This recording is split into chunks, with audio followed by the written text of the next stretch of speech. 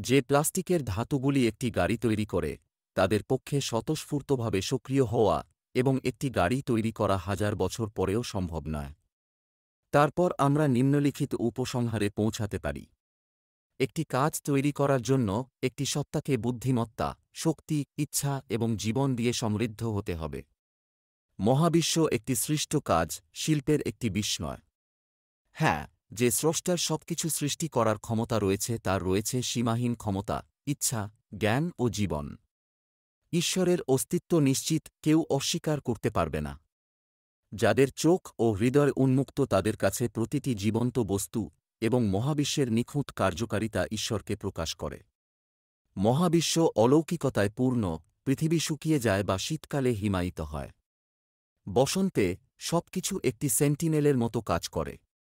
সমস্ত জীবন্ত জিনিসের জন্য খাদ্য এবং পোশাক আলাদাভাবে উৎপাদিত হয়।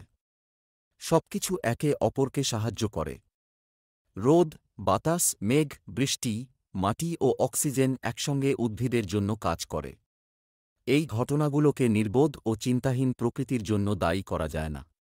প্রকৃতি একটি প্রতিষ্ঠিত ব্যবস্থার নাম।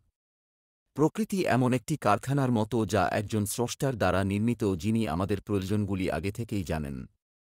কোন কারখানা নিজেই তৈরি করে না। প্রকৃতি তাই লেখক নয়, লিখিত কাজ।